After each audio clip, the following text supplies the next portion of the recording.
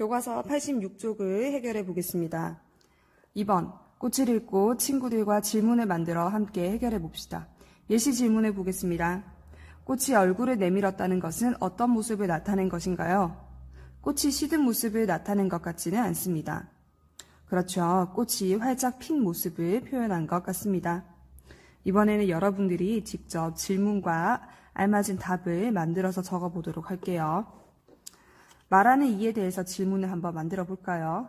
예를 들어서 말하는 이는 꽃이 얼마나 자주 보았을까요? 또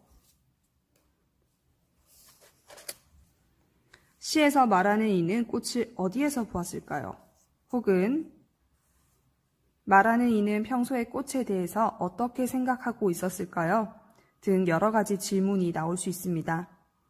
선생님은 예시로 말하는 이는 꽃을 얼마나 자주 보았을까요를 선택하겠습니다. 이제 알맞은 답을 적어볼게요.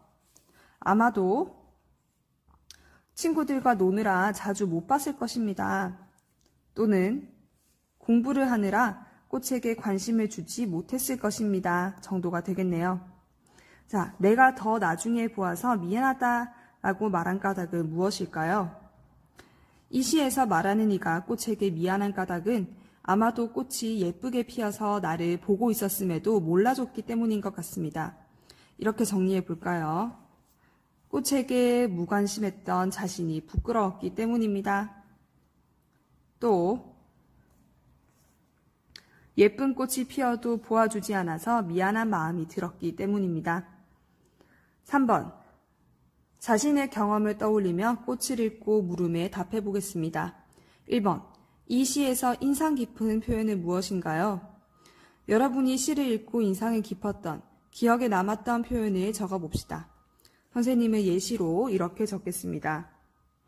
나를 향해 더 많이 활짝 웃고 있었다라는 부분입니다.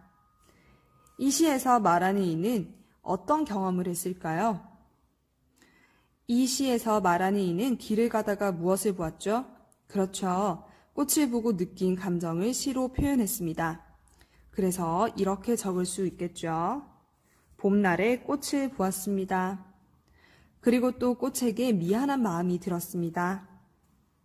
하고도 적을 수 있을 것 같습니다.